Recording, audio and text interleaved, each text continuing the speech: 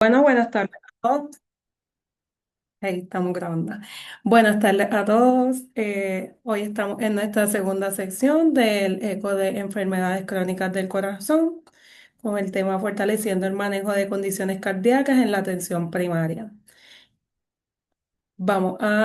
Antes de dar comienzo, pues como de costumbre, pueden ir escribiendo en el chat su nombre, a qué clínica pertenecen, si pertenecen a alguna clínica y o a organización para la cual laboran.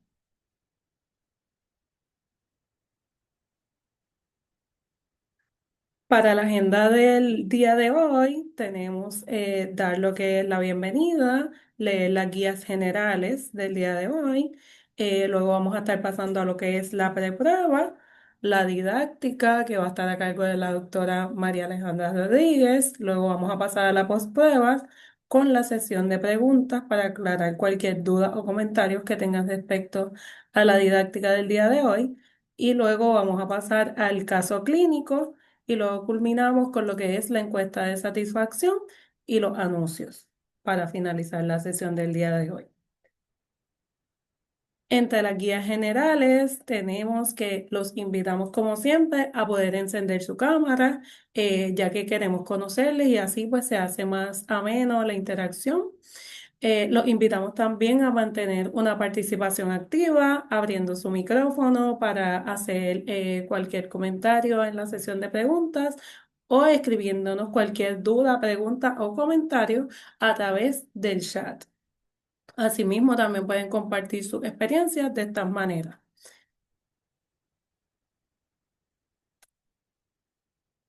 Ahora vamos a pasar a lo que es la preprueba. Son tres preguntas, pueden tener acceso a ella escaneando el código QR que pueden ver en pantalla o en la barra de abajo donde dice Pulse, como lo muestra la imagen, pueden presionar ahí y se va a abrir la encuesta que es de solamente tres preguntas. Vamos a dar unos minutos para que puedan ir contestando la preprueba antes de comenzar.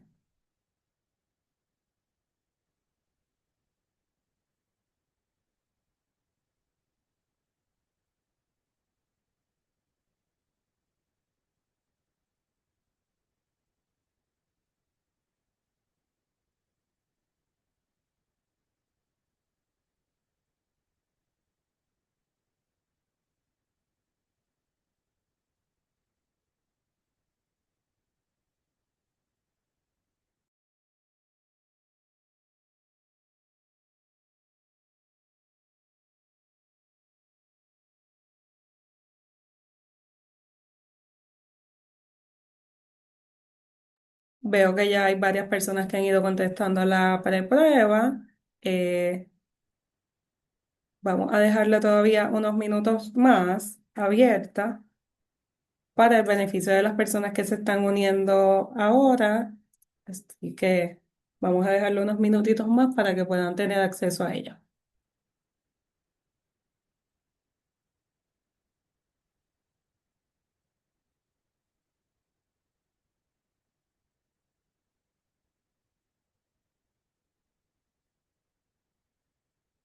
Ujú. Enviando los chats.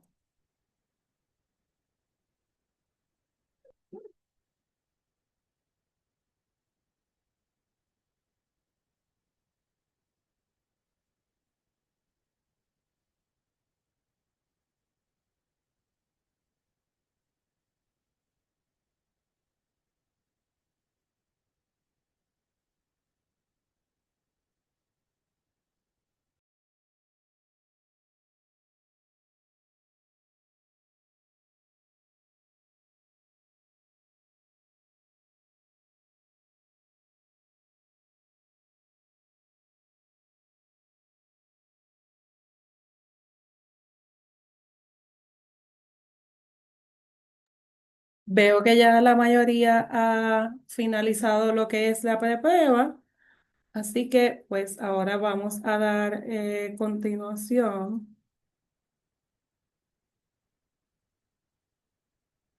Vamos a entrar de lleno a lo que sería la sesión del día de hoy, titulada Todo sobre hipertensión con la doctora María Rodríguez Santiago. Adelante, doctora. Hola, buenas tardes, ¿me escucho bien? Súper bien. Súper. Pues, buenas tardes, mi nombre es la doctora María Rodríguez. Brevemente, sé que no se trata de esto, pero para que conozcan un poquito sobre mí, yo me llamo a mí misma un inbreeding de la Universidad de Puerto Rico. Estudié primero en la Universidad de Puerto Rico en Mayagüez, después me moví a estudiar medicina en recinto de ciencias médicas, después hice mi residencia de medicina interna en el Hospital Universitario de Adultos, acá también en la Universidad de Puerto Rico, y por último mi programa de entrenamientos cardiovasculares fue también en el Hospital Cardiovascular en la Universidad de Puerto Rico. Y ahora mismo estoy trabajando en San Patricio Heart Institute en Guaynabo, así que a las órdenes siempre. Vamos para allá. Pueden pasar el slide. Ok, so, nada, estos son los objetivos, los de la izquierda son los objetivos que están en nuestro como prontuario y los establecidos. Eh, Disculpen por ahora y mi Spanglish, la presentación está hecha en inglés, es la forma en que más fácil se me hace ver los términos y explicarlos, pero la presentación la voy a dar en español, con excepción de algunos términos. Y lo que vamos a estar hablando es básicamente primero de los estadios de hipertensión, la prevalencia, por qué es importante conocer de la hipertensión y cuál es el riesgo que esto conlleva a nuestros pacientes, cómo se monitorea la presión, cómo llegamos, cuál y cómo llegamos al target.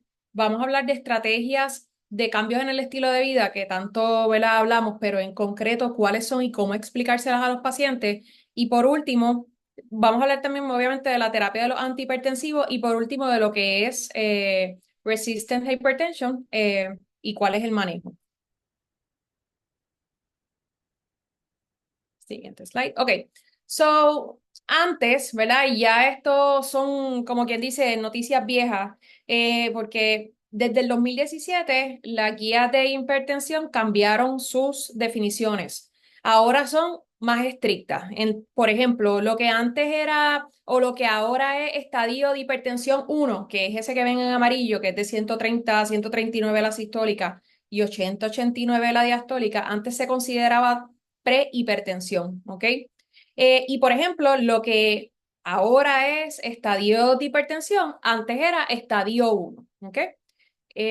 Así que ahora, hoy en día, ¿verdad? Tenemos unas nuevas guías que no son tan nuevas, pero que son más estrictas de lo que antes eran. Siguiente slide.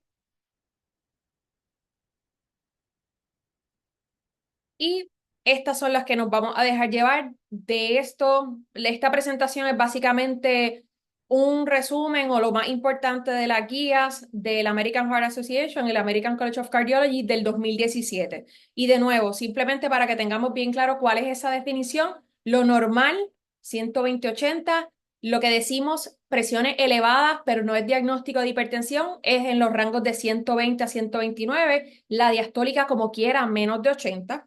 Cuando decimos estadio 1, ya estamos en los 130, la sistólica, ya nos fuimos de 80 a 89 la diastólica, y estadio 2 es más, mayor o igual de 140 la sistólica, mayor o igual 90 la diastólica.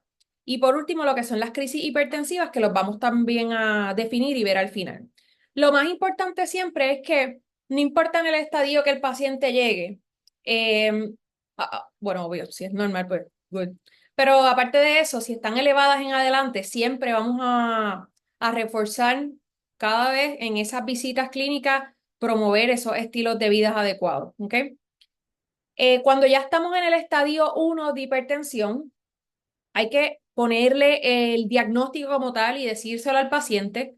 Y eso no necesariamente implica que le vamos a empezar medicamentos, ¿ok? Y ese es muchas veces como que una preocupación bien grande de los pacientes, ¿ok? Lo primero que vamos a comenzar haciendo, y les voy a explicar cómo hacerlo, es calcular ese riesgo cardiovascular que tiene el paciente. Dependiendo de ese riesgo cardiovascular, si es estadio 1 y ese riesgo es alto, y el paciente no tiene otras condiciones, o sea que sería hacer prevención primaria, ese paciente le empezamos medicamentos, pero si ese riesgo es bajo, le vamos a decir cambios en el estilo de vida que les voy a explicar.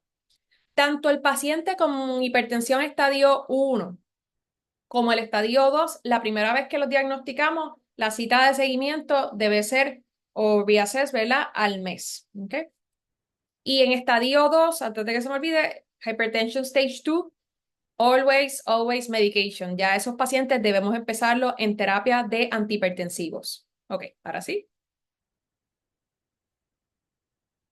Esto es una gráfica para que vean que la prevalencia de la hipertensión es súper alta en Estados Unidos. Básicamente, un 50% de la población americana padece de hipertensión, que eso equivale, ¿verdad? 46% equivale a casi 120 millones de personas. La prevalencia, cuando la definición cambió, obviamente, ¿verdad? Fuimos más sensitivos, así que bajamos los números para definir lo que es hipertensión, pues la prevalencia subió, ¿ok? De 32% a 46%. Sin embargo, de nuevo, eso no implicó necesariamente que la cantidad de personas que consumen o que ahora necesitan medicamentos para la presión aumentara de la misma manera, ¿ok? Porque recuerden que hay una parte bien grande de estos pacientes que son esos pacientes en estadio 1, que son 130, 139, 80, 89 abajo, que todavía lo primero que se benefician es de cambios en el estilo de vida. ¿Ok? Siguiente slide. Y entonces esto es bien importante y es bien curioso porque si se fijan, por lo menos hasta los 54 años, la prevalencia todavía se mantiene relativamente baja y a partir de los 55 ya la mayoría de los pacientes, ¿verdad? O por lo menos más, casi el 90% cuando llegamos a los 75 años o más, van a padecer de hipertensión, ¿ok? Así que a los 55, de 55 a 64, que es la tercera el grupo, ¿verdad? De la barrita, ya la prevalencia viene subiendo y si se fijan que son las mujeres en color rosita, definido por el ACC-AHA, ya a los 65 años las mujeres y los hombres equiparan en términos de prevalencia y a los 75 años, las mujeres tenemos más prevalencia y más riesgo de tener hipertensión que los hombres. ¿Ok? Así que es bien importante que estemos pendientes de esto, porque históricamente las mujeres tienden a ser menor tratadas o con menor intensidad y conocer este tipo de facts es importante para que estemos bien pendientes de que estas pacientes, a medida que vayan, ¿verdad?, envejeciendo, muy probablemente van a padecer de hipertensión. Siguiente slide.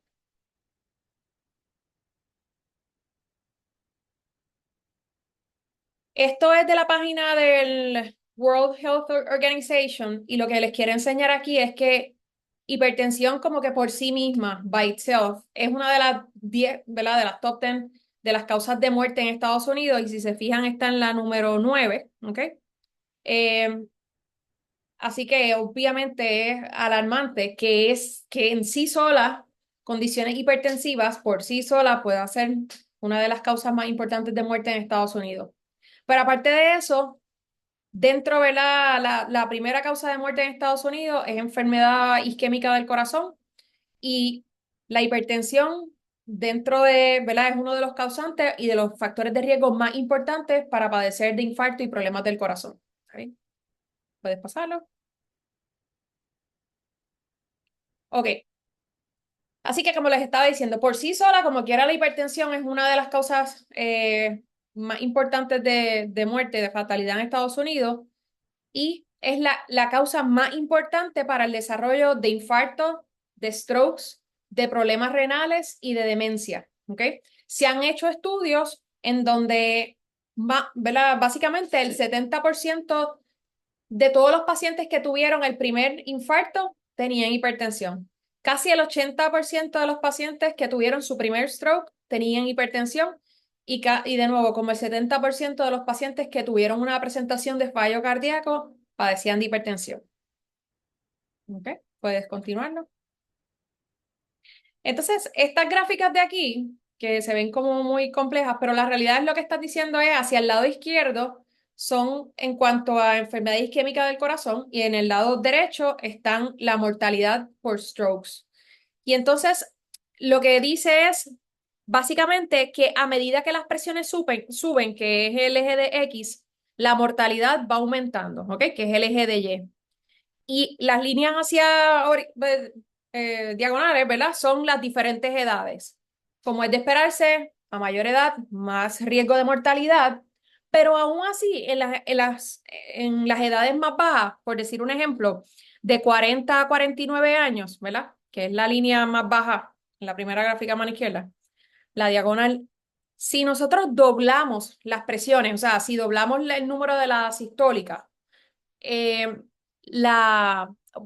si aumenta en números de 20 la sistólica y 10 la diastólica, la mortalidad aumenta. O sea que si se fijan, uno de esos puntitos, vamos a poner aquí, de nuevo, voy a coger la línea más de abajo diagonal, en el mismo 140, mortalidad de los pacientes de 40 a 49 años es 2%, ¿verdad? Y si doblamos eso de 140 a 160, la mortalidad sube un 4%, ¿ok? Así que así sucesivamente. Obviamente, escogí un número bien bajo, así que no suena tan alarmante, pero por el otro lado, vamos a ir a la de stroke, que es la de la gráfica del lado derecho. Si, por ejemplo, tenemos unas presiones en alguien de 80 años, ¿verdad? 80, 89 años, unas presiones de 140, la mortalidad viene siendo, ponle como 128. Y si doblamos, si aumentamos por 20 esa sistólica, ¿verdad? Aumentamos ahora a 160, la mortalidad ha aumentado casi a 200, ¿verdad? El riesgo, ¿ok? 200. Así que es tan preocupante y tan leve de que 20 milímetros de mercurio de la sistólica y 10 milímetros de mercurio de diastólica, esa diferencia va aumentando directamente proporcional el riesgo de muerte de los pacientes. ¿Ok? Puedes continuarlo.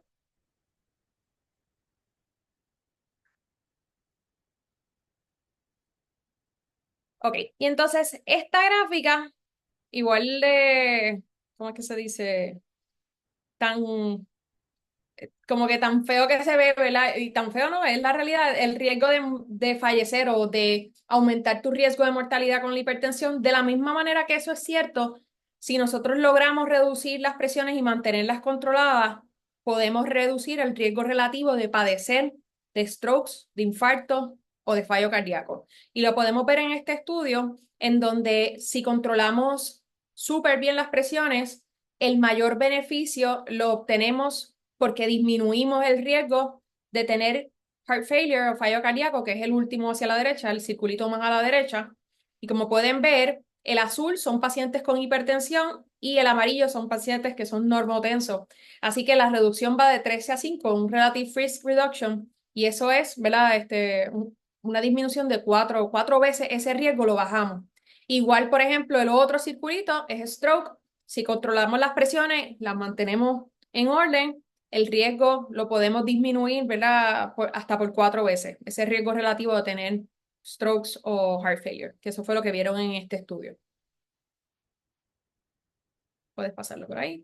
Ok, y entonces esto también es una preocupación bien común. Muchos pacientes, especialmente los pacientes más viejitos, ¿verdad? O de mayor edad, vienen bien preocupados porque la sistólica, el número de arriba es súper alto, pero la de abajo no es tan alto, entonces les preocupa empezar medicamentos, pues porque imagínate, le baja mucho la de abajo, así que vienen con esa preocupación y eso es una queja sumamente común y pues es esperado porque es la fisiología.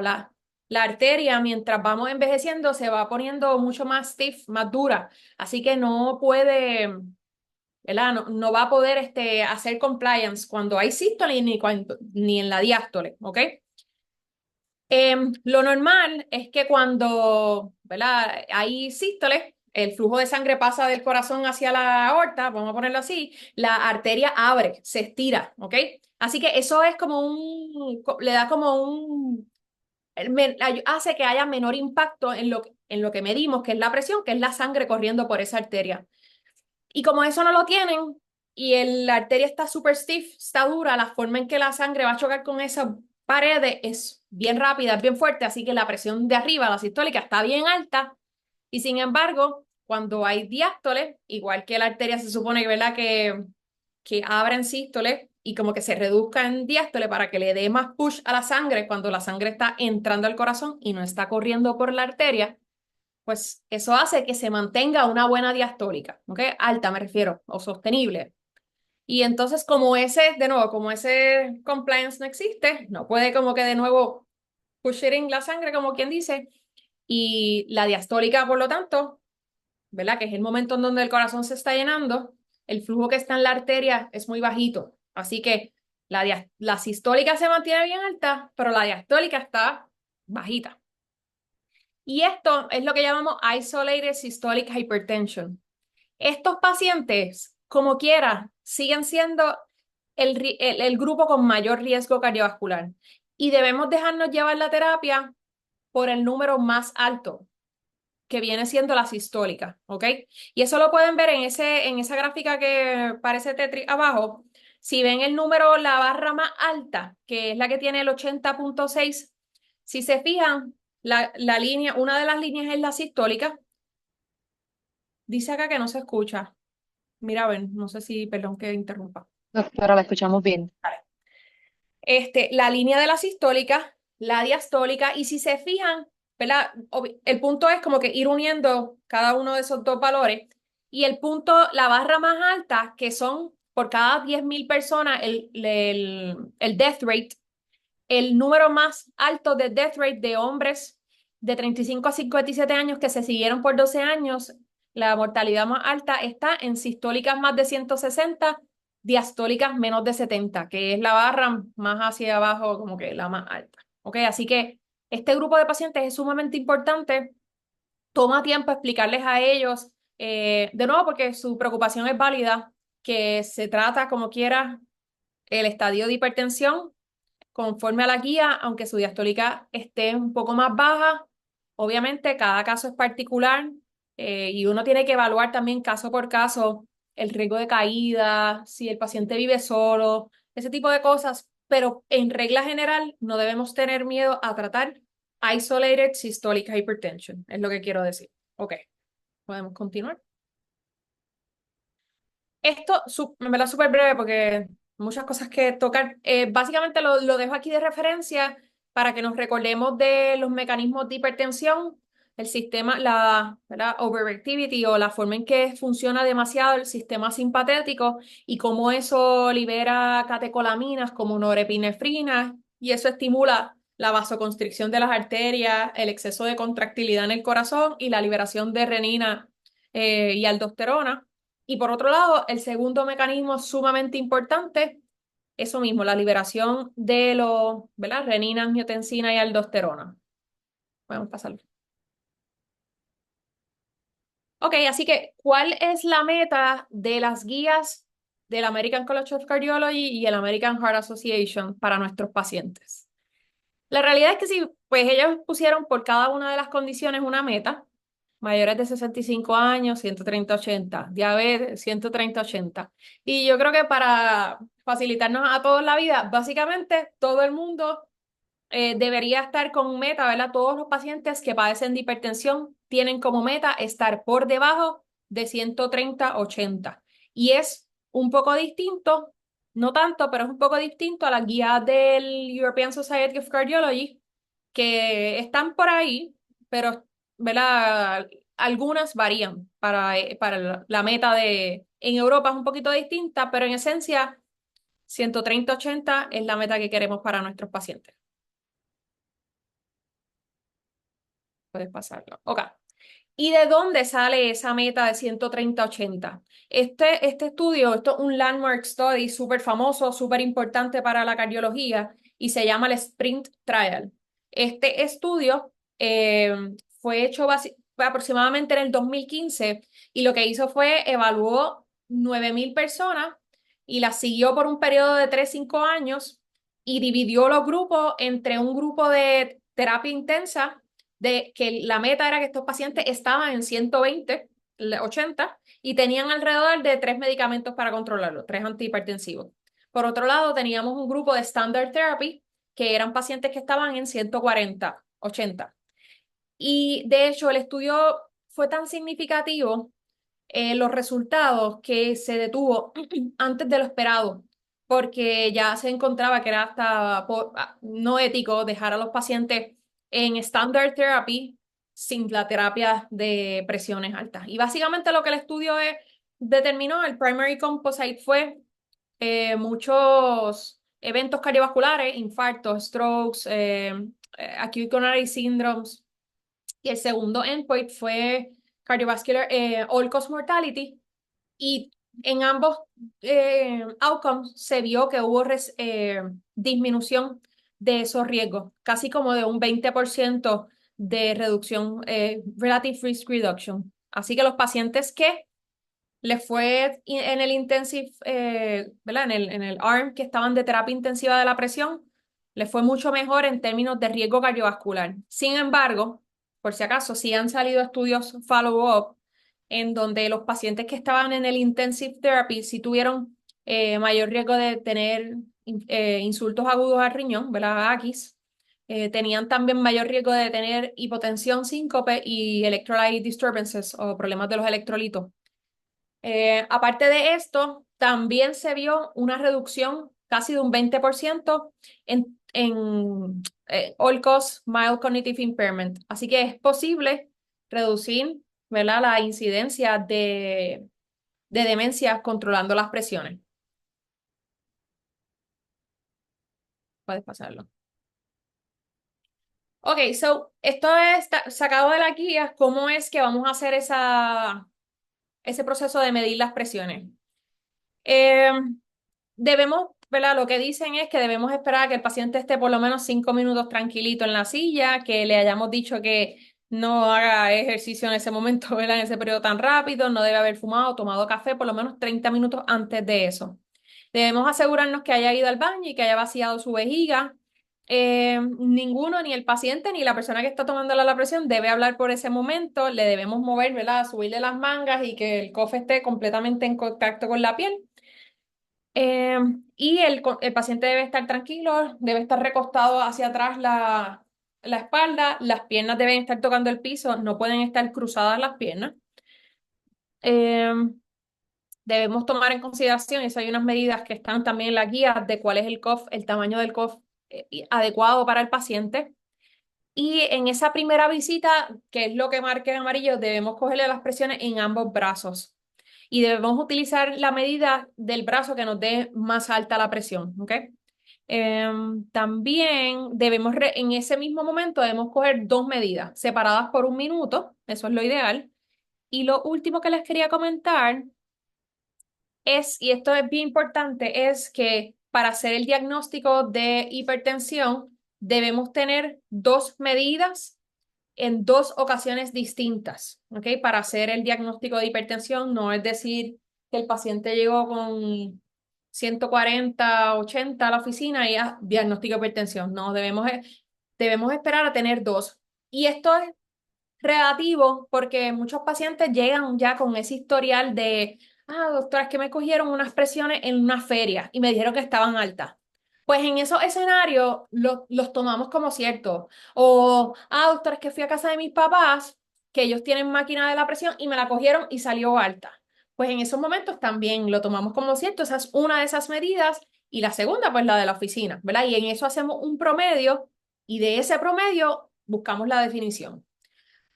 Pero, por ejemplo, como está ahí, si la visita 1 y la visita uno sacó 146,94 y le esperaste el minuto, cogiste la segunda presión, 142,92, sacaste el promedio, ese paciente no debes hacer de momento ahí, si no tiene nada que traiga consigo la foto que le dijeron que estaba alta o que se la midió. Si esa es la primera y única presión que has tenido, deberías esperar, citarlo en un periodo de máximo un mes, ponle 2, 3 semanas, o volverle a ver, tomarle las presiones como dijimos, y entonces se hace el diagnóstico una vez tengamos dos presiones. ¿Ok?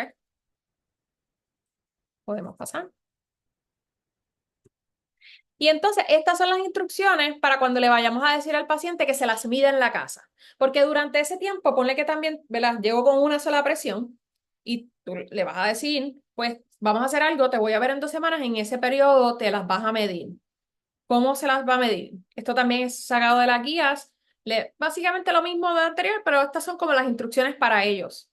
Evitar hacer algo extremo, o sea, ejercicios, tomar café, fumar 30 minutos, esperar estar sentado por 5 minutos, espalda recostado, piernas no dobladas, tomar dos presiones y le vas a decir que se la tome en la mañana antes de empezar sus medicamentos y en la tarde antes de la cena, ¿ok? Debería tomarse esas presiones idealmente diario pero hay veces que como que uno tampoco quieren que estén demasiado como estrés, es como un, como, a veces puede ser como que peor decirle que se la tomen todos los días porque se estresan mucho, pero por lo menos decirle idealmente 2 a 3 veces en semana, que es lo que dice, obtain weekly BP readings.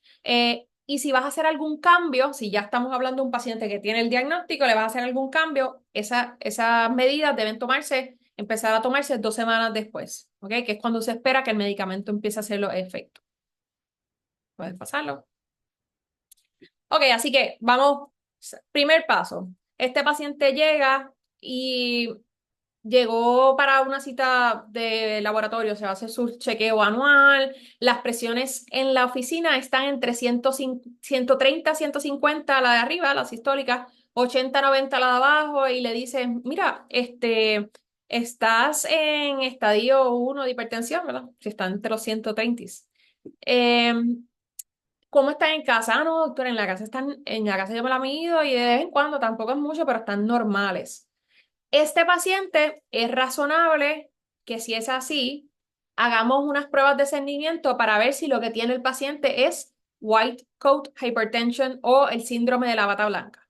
¿Y qué podemos hacer? Dos alternativas. Le podemos dar una orden, ¿verdad?, de presión ambulatory BP monitoring, eh, que básicamente es una máquina como un Game Boy van a tener en el costado, tienen las presiones y eso se lo va a coger cada 15 20 minutos y lo van a tener así por 24 horas. ¿Ok? Y eso pues la mayoría de los cardiólogos tienen ese tipo de instrumentaria o laboratorios cardiovasculares.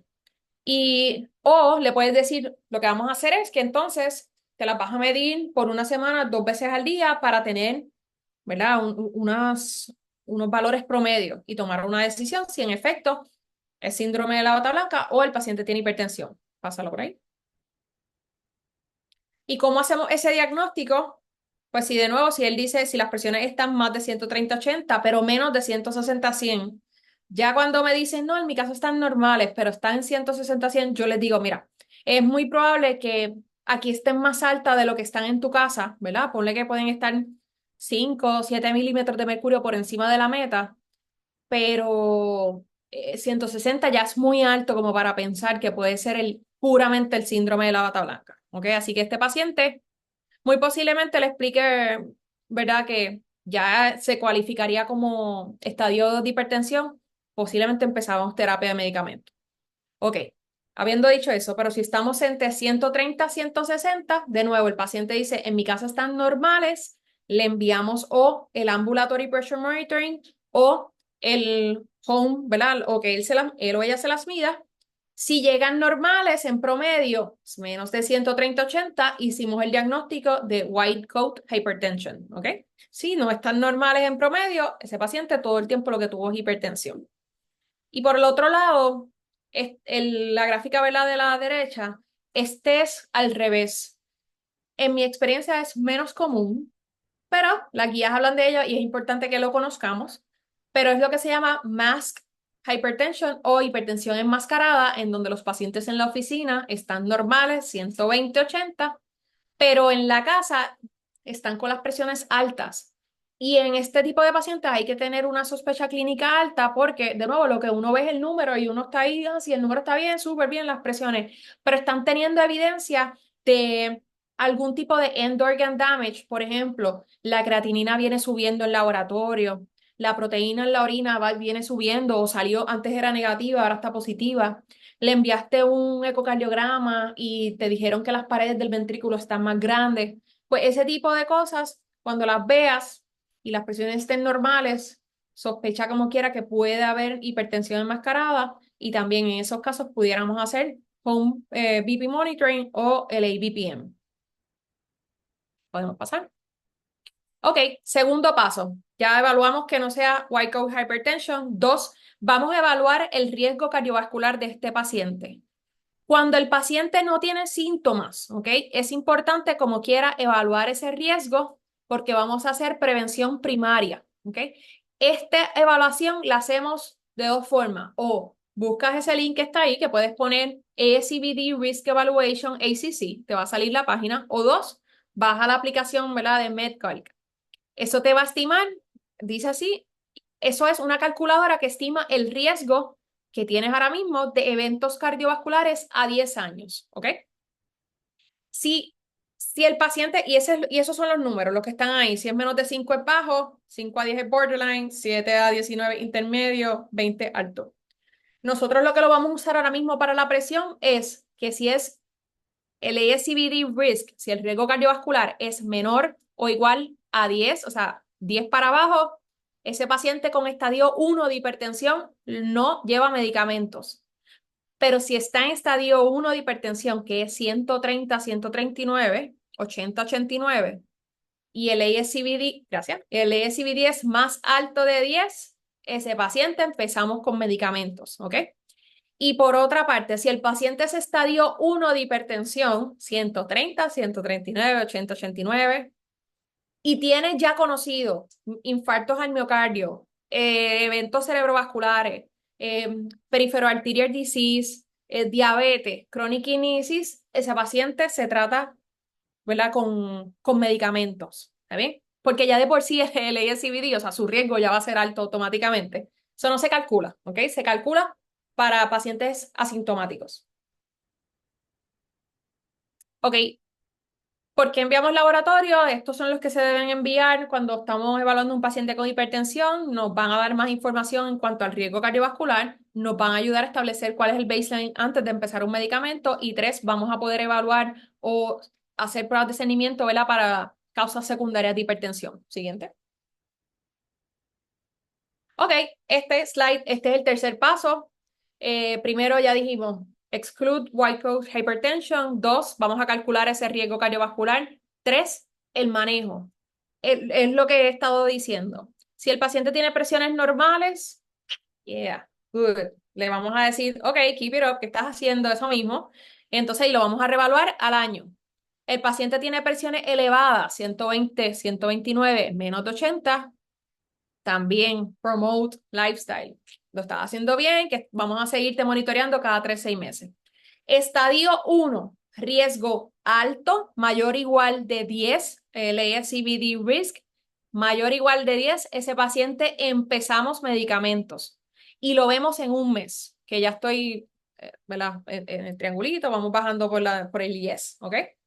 Si ese paciente tiene un riesgo bajo, no le empezamos medicamentos, vamos a hacer ¿verdad? Coaching, le vamos a hablar de qué es lifestyle modification y lo vamos a reassess, a monitorear de 3 a 6 meses. Esto lo añadí yo, no lo hice en las guías, pero actually es como un tema, lo de rojo me refiero. Es un tema controversial porque ellos lo que dicen es como que, me dejaste hasta ahí, y lo chequeo 3, 6 meses, pero si en 3, 6 meses no está controlada. Pues lo que se está hablando ahora es que en el caso de que de 3 a 6 meses no esté controlada, sigamos en, ¿verdad? Ponle 139, 89, pues en esos casos comenzamos medicamentos. Pero muchos de los pacientes, cuando tú les explicas esto y les explicas lo que tienen que hacer en cambios de estilo de vida, que muchas veces parece sentido común y no lo es, porque no todo el mundo tiene esta información, por eso es importante que se la proveamos, muchos mejoran, ¿ok?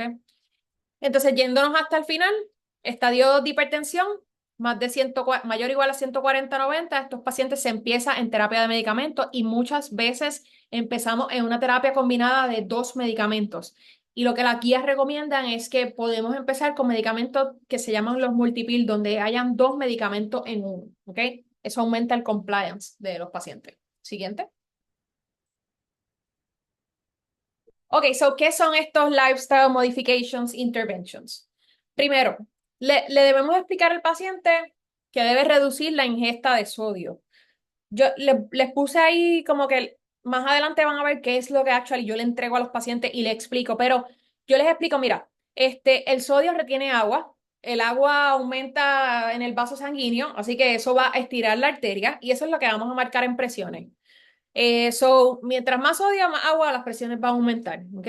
La meta es que no pasemos de un tablespoon de sal, ¿ok? Ese tablespoon de sal tiene 2000 miligramos de sodio, ¿ok?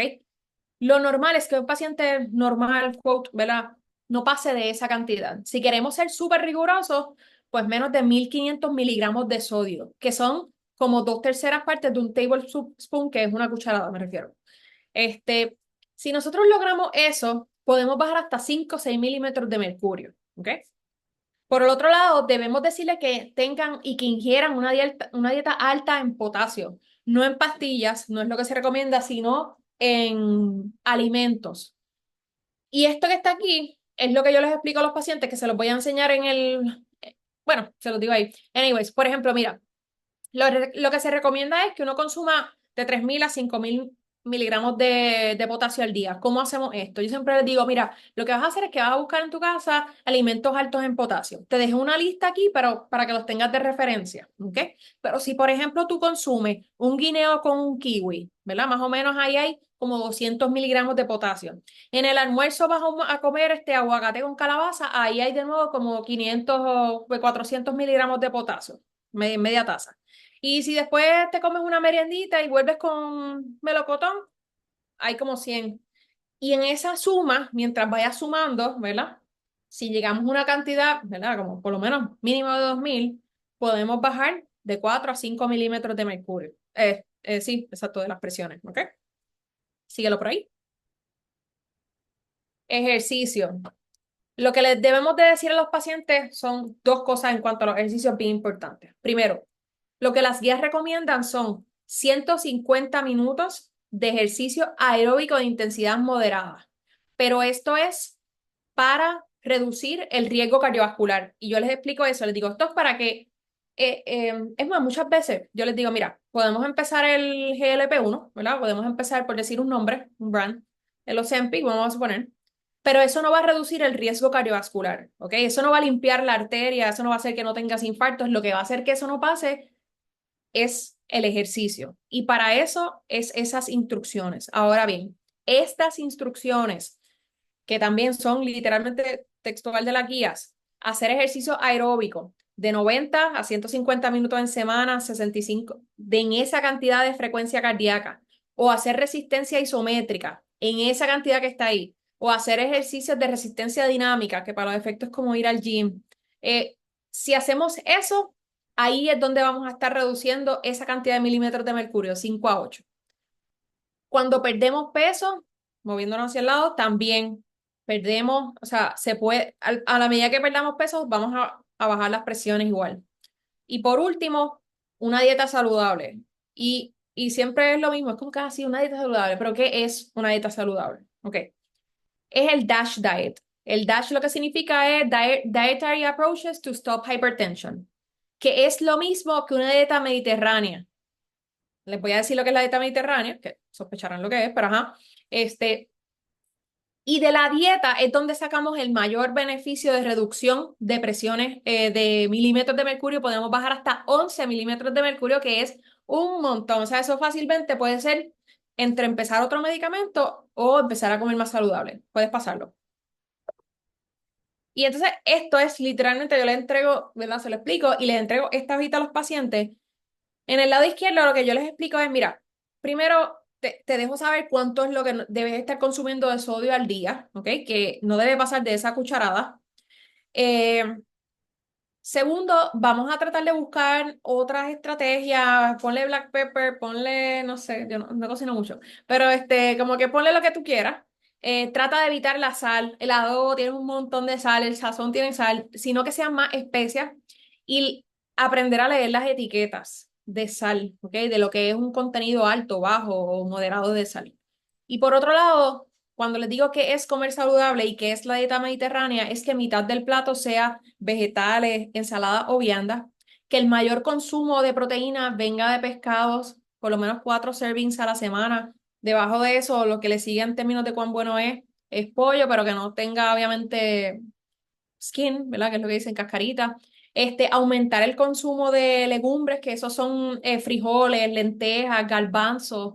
Em, ya obviamente las guías bueno, han cambiado, ya no existen muchos productos con grasa saturada, bueno, visiblemente me refiero, como los aceites, o sea que movernos pero los aceites de oliva, idealmente el aceite de aguacate, aumentar el consumo de fruta, las nueces son súper buenas.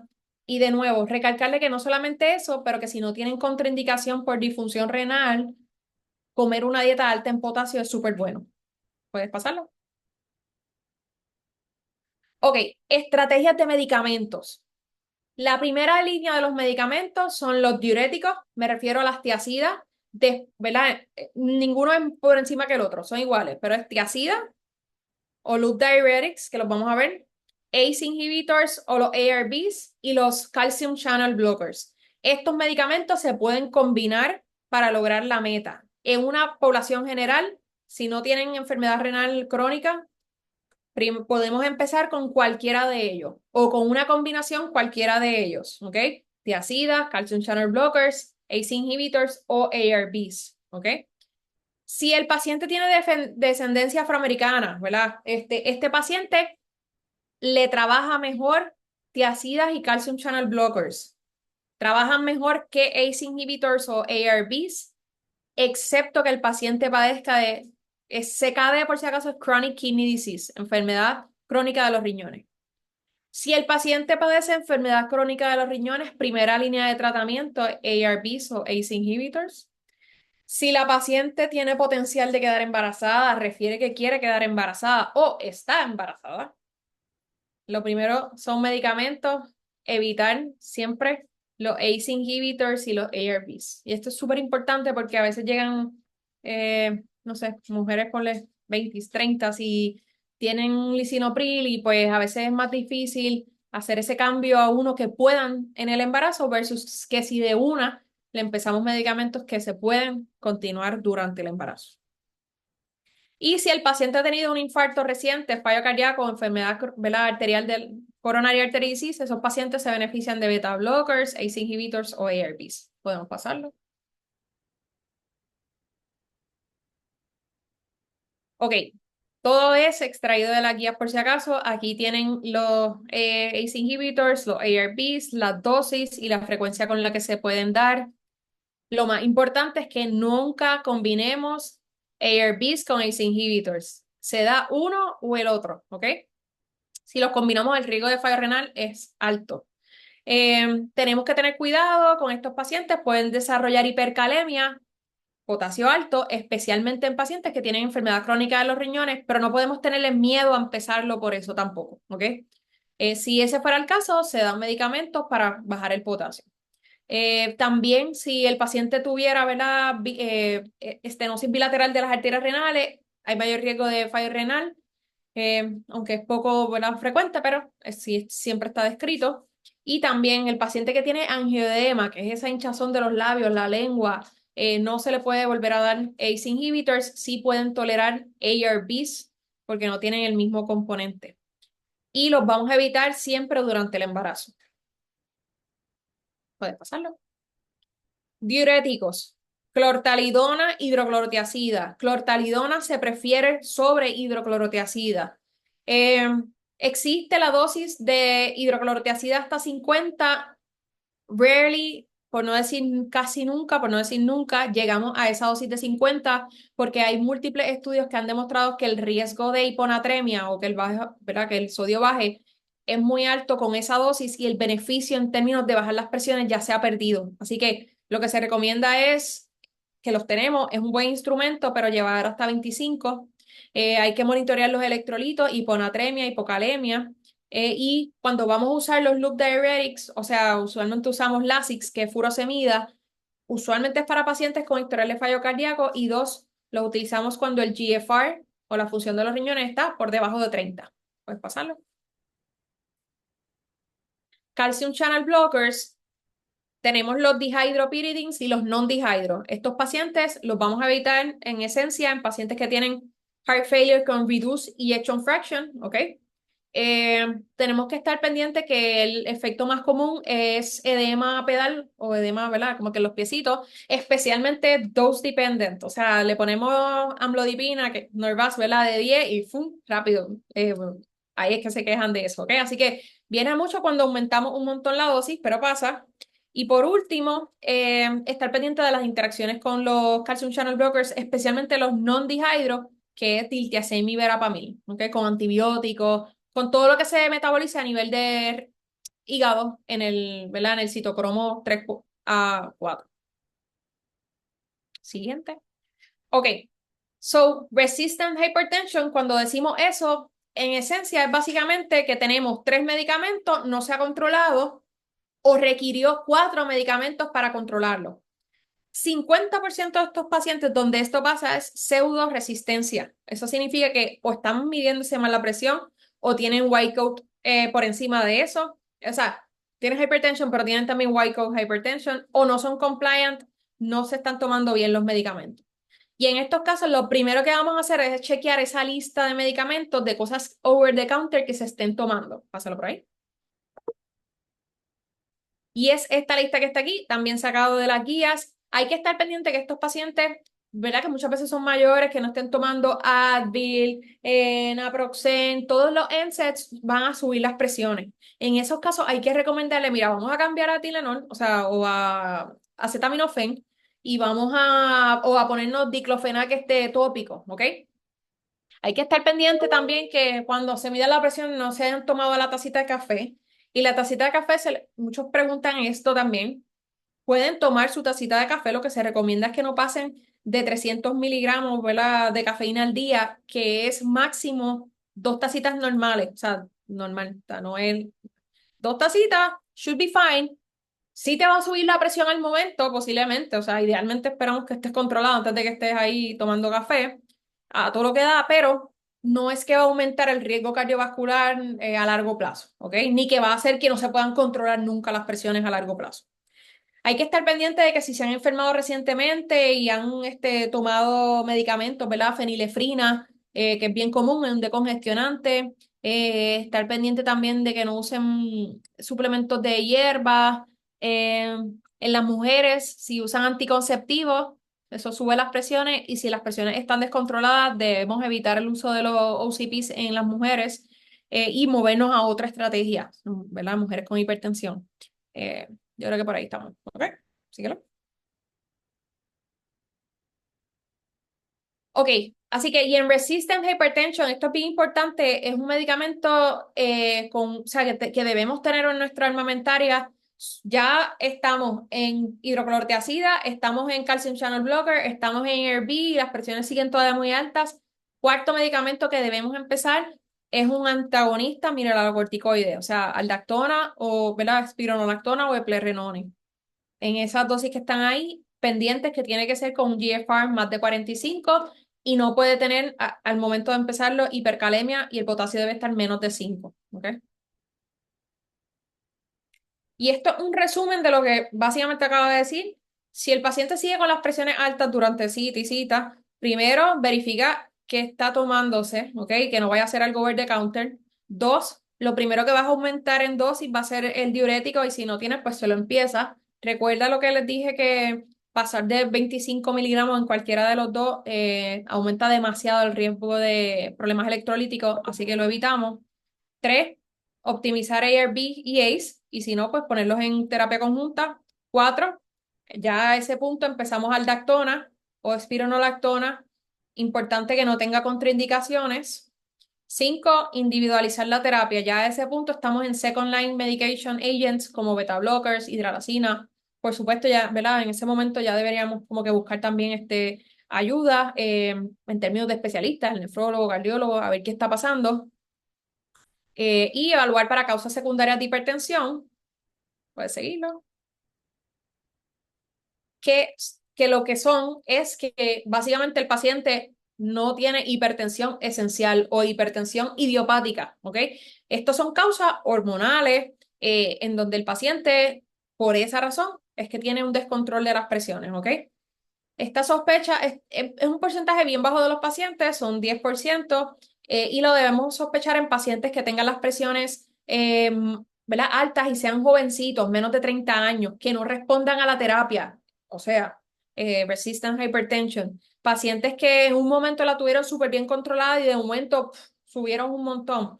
O pacientes que en el examen físico los laboratorios subieran por ejemplo, qué sé yo, están como que bien redonditos, caritas, se ven cuchinoides, un montón de estrías, pues en ese caso, obviamente, verificar niveles de cortisol, por decir un ejemplo. Siguiente.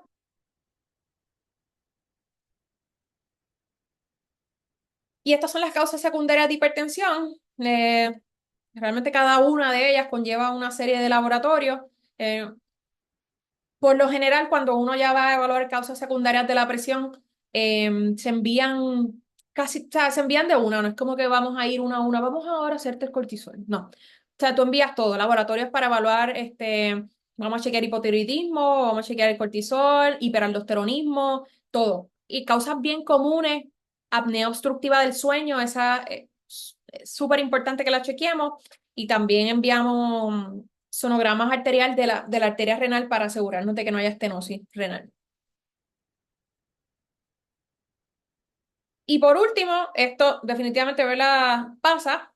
Una se atiende en la oficina, otra no. Así que dentro de las crisis hipertensivas tenemos la hypertensive urgency. Ese paciente tiene más de 180, 120, o sea, 180 sistólica, 120 diastólica, en la ausencia de cualquier síntoma. Ese paciente llegó, yo estoy súper bien, doctor, no pasa nada. Y siguen ahí 180, 122. Ok, ese paciente vas a empezarle terapia de medicamentos, por supuesto, y lo vas a citar una semana. Te quiero ver la semana que viene. Vamos a seguir monitoreándote, ¿ok? Optimizando los medicamentos, me refiero, ¿ok? Se bajan así, eso está escrito, ¿verdad? En la guía. Esto no es para ir a bajarlas al momento al hospital. Hay pacientes que de por sí solos, ellos se ven las presiones, no tienen nada, se asustan y van a sala de emergencia. Y la sala de emergencia pues tiene su responsabilidad también de decir, mire, hice algo, se las bajé. Pero la realidad es que eso no va a disminuir su mortalidad, eso no va a cambiar su manejo. Estos pacientes se atienden a un curso de, ¿verdad? Días, semanas. Por otro lado, si el paciente tiene algún síntoma, me duele la cabeza, veo borroso, no me siento bien, me siento mareado, lo que sea, ya ese paciente con presiones más de 180 en o 120, le decimos, ok, esto una emergencia hipertensiva, tienes que ir a sala de emergencia, hay que bajarte con medicamentos intravenosos esas presiones. ¿Ok? Puedes seguirlo. Yo creo que ese es el último. Mira, a ver. Ok. Entonces, los take home points, básicamente lo que entiendo, eh, eh, la hipertensión es una de las más importantes de morbilidad y mortalidad. Si el paciente tiene más de 140/90, es estadio 2 de hipertensión, empezamos medicamentos, por lo general una terapia de 2 medicamentos a mediana dosis acompañado.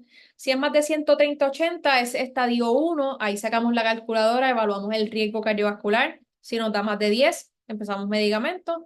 Si empezamos menos, si es menos de 10, siempre le vamos a decir lifestyle modification, pero enfatizamos el lifestyle modification. Eh, y estos son los primera línea de medicamentos. Siempre comenzamos con tiazidas, clortalidón o hidroclorotiazida, ARBs, ACE, que es como una familia, o los calcium channel blockers, especialmente los dihydropyridines, ¿verdad? Que son amlodipine, nifedipine, etcétera.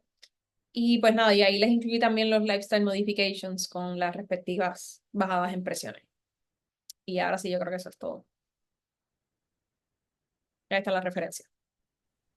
Muchas gracias, doctora, por la presentación y por sacar el tiempo para estar con nosotros en la tarde de hoy. Vamos a pasar ahora a las preguntas. Si alguien tiene alguna pregunta, comentario, puede hacerlo abriendo su micrófono o a través del chat. Veo por ahí que hay algunos comentarios. Vi que alguien pidió un listado. La presentación va a estar disponible a través de nuestra librería digital y ahí pues van a poder revisitarla y ver los recursos que la doctora presentó en el día de hoy.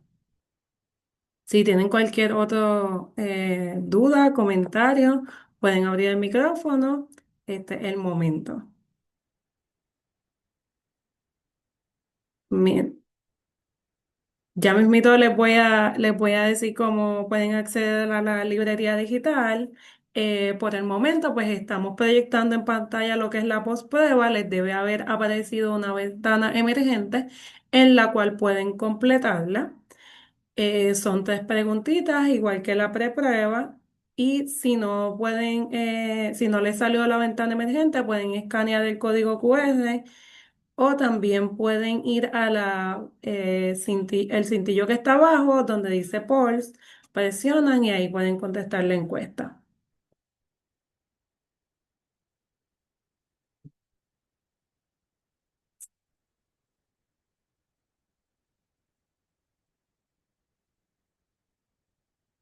María, ya mismito vamos a proyectar el código QR de la librería digital para que lo pueda acceder. También en el chat, mi compañera Nidiana colocó el enlace de la postprueba para que puedan completarla.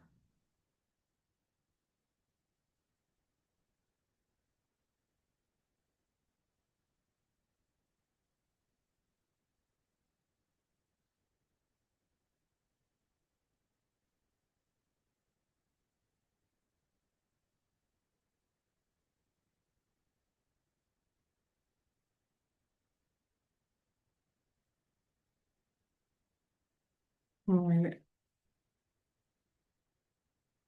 La postprueba va a continuar abierta. Vamos a pasar al estudio de caso. Veo también que ya Alexandra compartió el enlace de la librería para el beneficio de las personas que quieren acceder.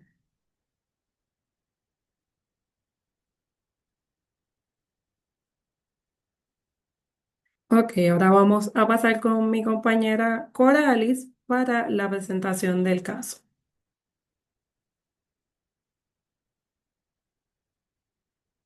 Sí. Eh, la descripción de este caso es una paciente femenina de 42 años con historial médico de arritmia. Acude a consulta para evaluación. Sus padres presentan antecedentes de hipertensión y enfermedades cardíacas. La paciente trabaja como notariada de ama de llaves, reside en Salinas, Puerto Rico y mantiene un estilo de vida activo. En su examen físico podemos ver que pesa 185 libras y su estatura es de 5,4 y los resultados están en proceso y entonces en las intervenciones previas es solo medicación. Y la pregunta sería, ¿cuál sería la mejor forma para manejar este tipo de condiciones? Sus recomendaciones, comentarios y demás las pueden escribir en el chat. Abran su micrófono para empezar esta conversación y nada, se los dejo a ustedes. Sí, volví al slide del caso para el mayor beneficio de todas las personas que están participando y que puedan contestar la pregunta a través del chat o abriendo el micrófono. También Coralis les compartió la pregunta, que es cuál sería la mejor forma para manejar este tipo de condiciones. Ya pueden contestarla a través del chat, como les dije, o abriendo el micrófono.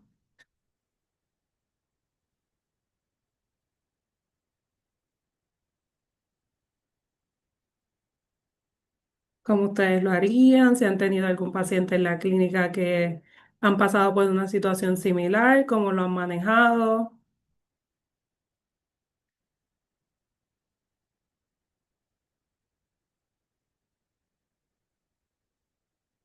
o tal vez algo de lo que mencionó la doctora, cuáles serían los pasos según lo que hablamos en el día de hoy. Veo por aquí, ay, de momento se me juntaron. Veo por aquí que Ruth nos comenta. Ruth, puedes abrir tu micrófono si deseas. Eh,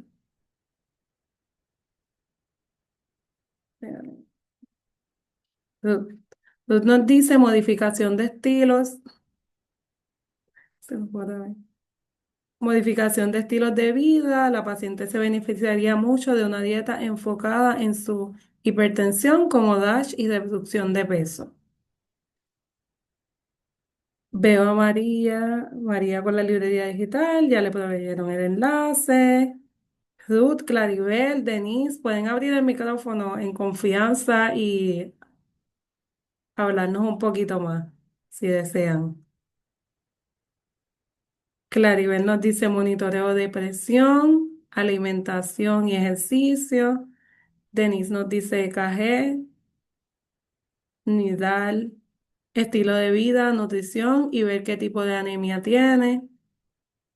Wanda Ruiz nos dice adelante, Norma.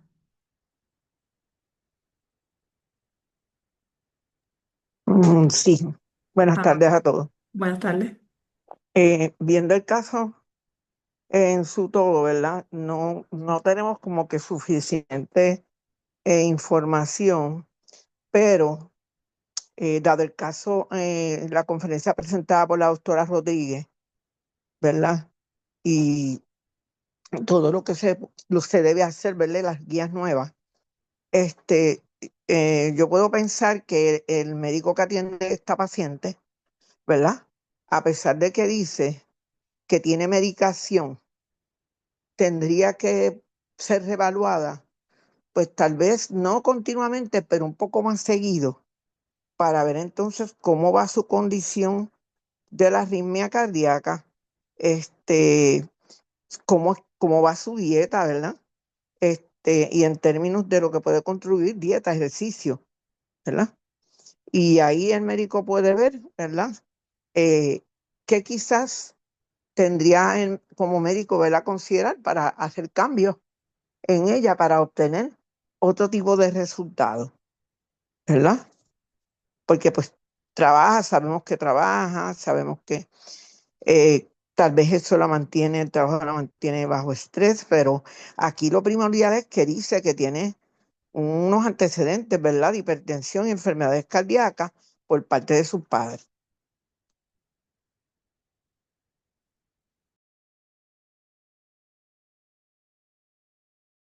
Ay, disculpen, estaba en mute. Muchas gracias, Norma, por el comentario, por abrir el micrófono. Veo que hay varias personas aquí que coinciden con lo que usted estaba mencionando sobre lo que es el estilo de vida y la nutrición. Si alguien más desea abrir su micrófono, estamos abiertos a escucharle. Por el momento, pues voy a seguir leyendo aquí los comentarios que nos han posteado en el chat. Maribel Pérez nos dice, pienso que sería importante manejar el peso de la paciente para ayudar en el proceso. A pesar de ser una persona activa, para la estatura está overweight y eso influye bastante. Denise nos dice monitoreo de la presión y el pulso, modificación de estilos de vida, monitorear la presión, bajar de peso, la dieta DASH. Luis Rosario nos dice paciente obesa, que es un factor de riesgo cardiovascular, familiar y paciente. No refiere lectura de presión arterial. Debe recomendarse modificación de estilos de vida, pérdida de peso, monitorear la presión. Básicamente veo que hay muchas personas que coinciden en monitorear la presión, la pérdida de peso, cambio de ingesta, nos dice Vianelis. Wanda Ruiz nos dice que se debe coordinar una visita al cardiólogo, laboratorios por arritmia.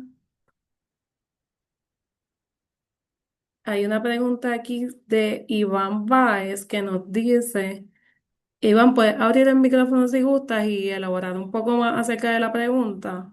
Si gusta y puedes.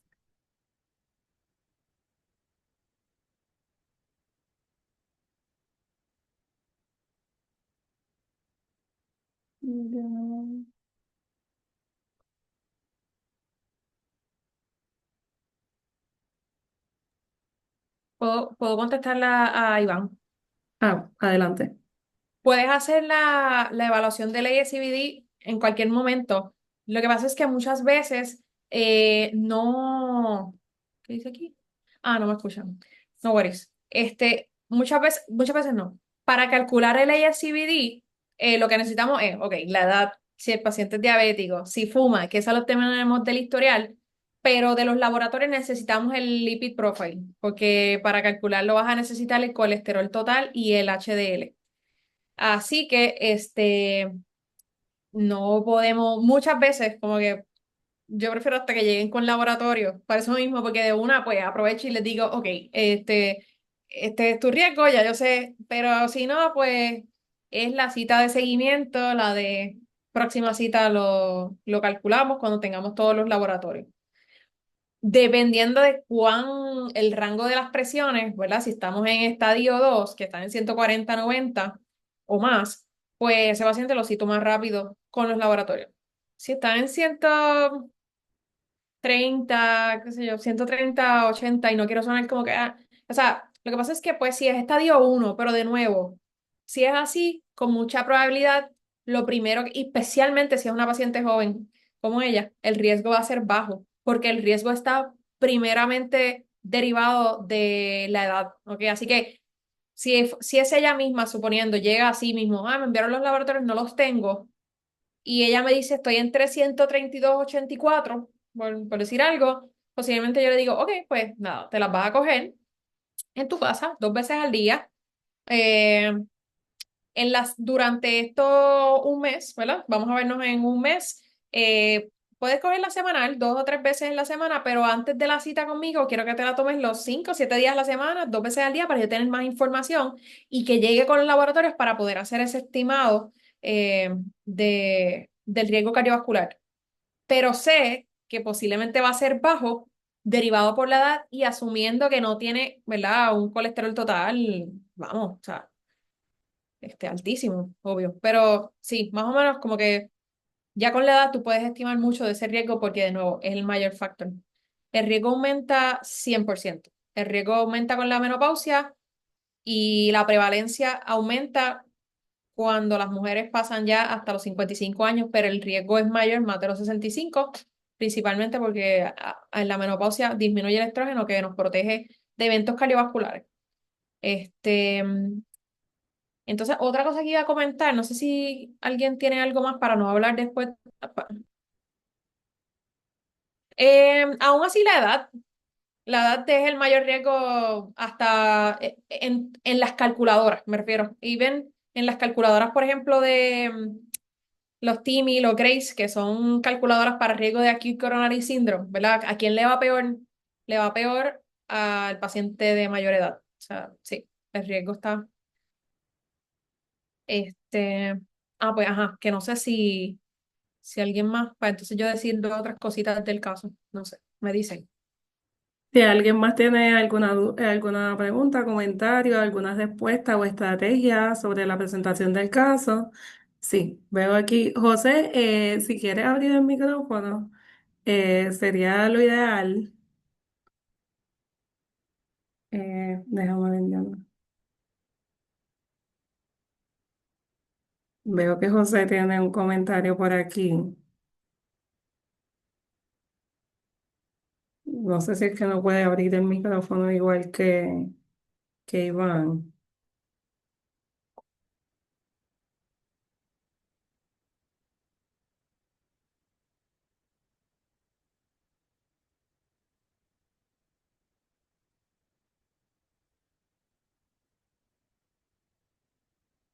Bueno, José, estamos aquí para escucharle. Si desea abrir el micrófono, pues de momento, pues yo voy a ir leyendo el comentario. Dice, con un BMI de 32,10 kilogramos, la paciente obesa con toda probabilidad de hipertensión, no hay datos de circunferencia abdominal, manejo de peso es muy importante con nutrición, dieta DASH, con restricción de calorías, baja en grasa saturada, fomentar actividad cardiovascular de esfuerzo moderado a vigoroso, 30 minutos, 5 veces por semana o 1 hora, 3 veces por semana. Evitar comidas fuera del hogar. Ay, disculpen. Evitar comida fuera del hogar y bebidas energizantes y cafeína. Ruth nos pregunta, la edad, aunque haga ejercicios y sean activos, sigue siendo el mayor. Y mira, para hacer este ejercicio, mira, si buscas el app anyways, en Medcalc, ¿verdad? El ASCVD, el que dice 2013, Risk Calculator, voy a poner edad, no se ve, yo sé, pero bueno. Edad 60 años, no tiene diabetes, hombre, no fuma. Le voy a poner colesterol 150, HDL 50, presión 130 y no toma medicamentos para la presión. Esas son las preguntas. Riesgo, 7.7. Ahora le voy a poner 75 años. 75 años, no diabetes, hombre, no fuma, 150 colesterol, 50 HDL, presión 130 y no toma medicamentos, 13. ¿Cuánto fue que dijo ahorita? 6.6. Ay, no me acuerdo. 7. 7, ok, 7 y 13, nada más por la edad. Claro, dentro de su cohorte de pacientes, ¿verdad? Dentro del mismo caballero de 75 años que hace ejercicio, ¿verdad? Están aquí, que hace ejercicio, el riesgo del que hace ejercicio es menor, ¿verdad? Y eso es lo importante, pero there's so much you can do con la edad, ¿ok? Por eso es que mientras vayamos envejeciendo, pues nuestro riesgo inherentemente va a ir aumentando, pero existen estrategias que dentro de nuestra edad y nuestro riesgo podamos mitigar y minimizar ese riesgo.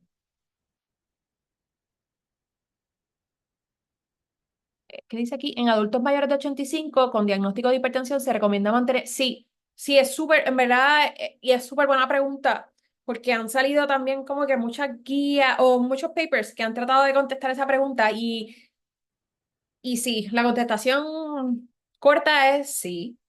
Lo que pasa es que hay que tomar en verdad el caso por caso, porque hay viejitos bien duros de 85 años que uno quiere ser más agresivo, como que mira, vamos a 130-80, no tengamos miedo, de esos que caminan, hacen la compra, van para aquí para allá, guían, pues claro, porque queremos disminuir de nuevo que en 2 años, ¿verdad? O qué sé yo, Dios lo cuide, pero que no tenga ningún evento cardiovascular, queremos evitar que llegue al hospital, queremos evitar desarrollo de demencia. Pero hay viejitos también de 85 años que no están tan duritos, que están flaquititos, ponle, que caminan con mucha ayuda, te tienen que agarrar de todos lados, parecen de vértigo. Esos pacientes, muy posiblemente, exacto, flaquititos, eso, muy posiblemente tenemos que ir poquito a poco, menos agresivos, porque el riesgo de que pues tengan un síncope, ortoestatismo, de que se caigan es más alto y ahí pues el beneficio del medicamento o de tener las presiones bien controladas pues lo perdemos. Así que en esos casos pues es case by case. Y entonces con respecto al caso, no sé si, ¿verdad? Tengo a Norma Ajá. con la mano levantada. Ah, Norma, sí, perdón. adelante. O no Mm. sé si fue que se le quedó levantada de ahorita. Estoy por aquí. Ahora sí. Esta pregunta es para la doctora Rodríguez. El factor de historial familiar sigue siendo esencial. Sí, súper esencial. Ok. Especialmente de hipertensión, el historial de hipertensión familiar va a ser extremadamente común porque, pues de nuevo, es una condición que nada más por la edad, pues tenemos más riesgo de tenerlo, ¿verdad? Así que cuando me dicen, mi papá, mi mamá, mi familia es hipertensa, pues sí, genéticamente hay cierta predisposición a tener hipertensión esencial. De todas maneras, posiblemente, ¿verdad? De nuevo, porque la prevalencia, como en los estudios demuestra, va a ir aumentando mientras ganen edad. Posiblemente la van a adquirir hasta regardless de la familia, pero el historial familiar es súper importante, más bien para condiciones cardíacas prematuras que también debemos siempre documentar, ¿ok? Infartos a temprana edad, strokes, y eso se refiere a hombres que tuvieron algún infarto, ponle menos de 55 y mujeres menos de 65. Si ellos me dicen algo así, como que mi mamá tuvo un infarto a los 60, ahí más agresivo, o sea, debemos ser bien agresivos, porque Sí. el, his- el historial de enfermedad cardíaca prematura, la premature CAD, es lo que más me preocupa y sé que la hipertensión puede estar, ¿verdad? Su hipertensión puede estar atada a ese riesgo. Ujú. No sé si me expliqué. Como que en sí, el historial de que tiene familiares hipertensos, kind of, es un poquito expected. Sí puede haber un componente genético. Most of it va a ser como quiera derivado porque es algo que tiene mayor prevalencia con la edad, pero sí estoy bien pendiente del riesgo de premature CAD, coronary artery disease prematuro, infartos, strokes, menos de 55 hombres, menos de 65 mujeres, porque ahí sé que eso sí es un súper red flag para derivarse, ¿verdad? En historial familiar, me refiero. Ujú. Gracias, doctora. Claro, a la orden. Ahora sí, doctora, adelante con sus recomendaciones. Ok, súper. Estoy de acuerdo con lo que han dicho. Creo que sí, obviamente falta información. Este, pero es una buena oportunidad para decir algo. Cuando tenemos historial de arritmia, claro, por supuesto, ¿verdad? Identificar qué tipo de arritmia es. Asumiendo que es una taquiarritmia, asumiendo que los pulsos están bien altos, no sé, vamos a suponer que padece de palpitaciones. Vamos a suponer que padece de palpitaciones, lo siente, se le trató como que for symptoms, y es sinus taquicardia, pero le molesta y está tratada. Ok. En ese caso, siempre evaluar, ¿verdad?, de qué condiciones padece el paciente, eh, para empezar con esa línea de medicamentos. Porque si en el caso de ella, pues tiene 42 años, obviamente es una mujer joven, está brutal también tener tantos medicamentos, obviamente va a depender de cuánto es ese valor, por supuesto, el número. Pero vamos a suponer que está en un estadio 1, she's barely 130-80, pero como es diabética, hay que controlarlo mejor y están medicamentos, regardless por las palpitaciones. Pues en ese caso yo trato de, vamos a optimizar lo que hay. Y en esa línea de medicamentos, pues optaría, ponle por un beta bloqueador, que tiene también antagonismo, como los carvedilol, que ayuda no solamente a los pulsos, pero también las presiones, para tratar de como que no mezclarle muchas terapias y simplificarlo lo más que pueda, porque veo que, como dice en el examen físico, hay algunos factores que podemos trabajar, como el peso, la pérdida de peso, mejorar la dieta, podemos hablar de eso, del DASH diet, lo que es la dieta mediterránea. Yo siempre en las visitas iniciales les digo, mira, vamos a buscar un nutricionista porque aunque esto que te estoy dando como que es una buena guía, tú lo buscas en Google, si te aburres, chequea. La realidad es que cuando uno tiene una estrategia fácil a la mano, ¿me entiendes? Que tú puedas seguir, que tú puedas mirar y decir, "Ah, esto yo lo puedo hacer hoy, ok", son mucho más compliance. Yo les tengo a veces no, yo les tengo allí una lista y como que mira, estos son algunos de los nutricionistas que yo he visto en las redes que me gustan lo que, como que cómo se portrays, cómo se ve, me gusta lo que presentan, puedes usar el que tú quieras, pero facilitarle las cosas a los pacientes yo creo que es súper importante. Este, porque de nuevo, porque a veces uno piensa que saben esto y muchas veces no lo saben. O sea que eso. Eso es lo que iba a decir. Primero, en este caso, con una condición de base, que si tiene algún beta bloqueador, le simplificaría la terapia, le dejaría la misma línea de medicamentos, trataría de jugar con eso en lo que bajamos las presiones con otros mecanismos. Si no lo logro con los cambios en el estilo de vida, como muy bien dijeron, este, pues entonces empezamos un medicamento de primera línea. Le preguntaría si quiere ser mamá o no. Dice que el audio entrecortado. ¿Me escuchan? Ok. Preguntaría si, ¿verdad? Está en edad todavía reproductora, a ver si le interesa o no. Si le interesa, evitaría ACE inhibitors y ARBs. Empezaría por un calcium channel blocker. Pregúntale siempre también como que, mira, y no te molesta si vas mucho al baño. Yo tengo una paciente, por ejemplo, que es maestra, y ella me dice, tiene como 50 y pico, pero anyways, ella me dice, ay, es que estoy en diuréticos, pero no me gusta. No me gusta porque no puedo ir al baño porque estoy dando clase, no puedo dejar el salón hogar, ¿no? Pues pregúntale a tus pacientes cómo es su estilo de vida, cuál, para que tú sepas con cuál idealmente puedes comenzar. Si ella me dice, ya yo me operé, no me interesa, o sea, ya, pues puede ser que entonces ahí abra la ventana de, pues vamos a empezar algún ACE inhibitors, ARB, sí, todo, evaluar, por ejemplo, que no esté en ningún OCP, que no se haya enfermado recientemente, todas esas cositas, como que investigarlas. Aparte de eso, sí, promover una dieta, ¿verdad? Una buena dieta, pérdida de peso, hay que enviarle a los laboratorios para calcular el ASCVD, ver cómo está la función renal. em, y una vez calculado el ASCVD, pues lo mismo, ahí le digo, mira, ahora mismo depende de lo que salga. Si es más de 10 ese número, eh, si me trae ya de base una presión como que alta, ok, pues dale. Tengo una aquí que tú me trajiste, la otra está acá, vamos. Si el ASCVD es menos de 10, esta es la primera vez, vas para tu casa tranquila, vas a cogerte las presiones, te explico cómo, y entonces te veo de follow-up o sea, para unas cuantas semanas, ponle. Este es nuestro norte. Brindar recomendaciones nutricionales.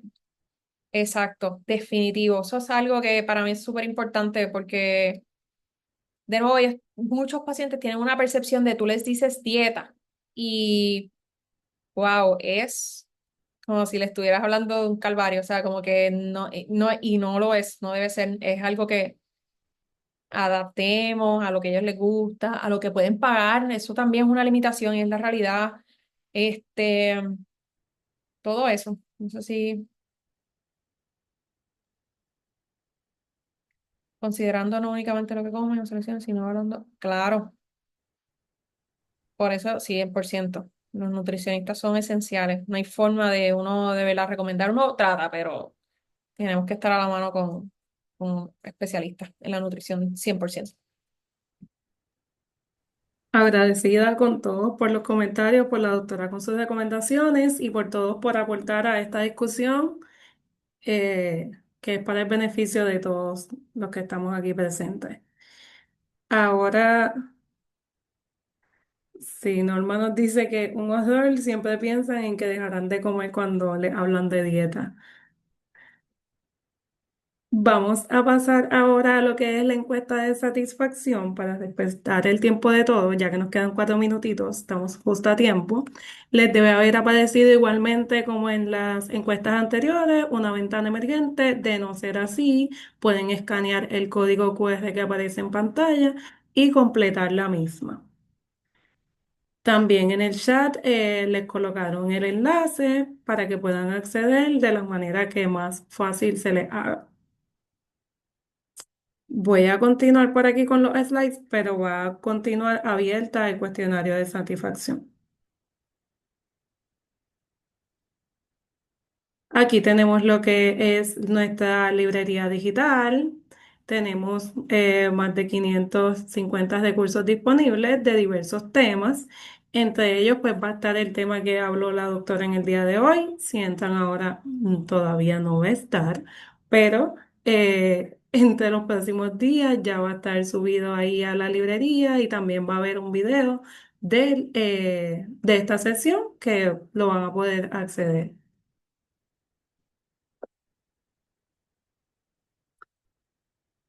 Lo esperamos en nuestra próxima sesión, que va a ser la sesión número 3. Importante recordarles que no va a ser el próximo martes, porque el próximo martes es feriado, sino que va a ser el martes 18 de noviembre a la misma hora. Vamos a comenzar a las 3 hasta las 4:30 y la doctora María Rodríguez también va a hacer nuestro recurso con el tema señales y prevención de infarto al miocardio. Eso sería todo. Agradezco a todos por su tiempo, por estar aquí. Espero que sea de mucho beneficio esta sesión para todos ustedes y les esperamos el martes 18. Recuerden que no es el próximo, que es el 18 que vamos a estar acá. Que tengan linda tarde. Gracias a todos. Gracias.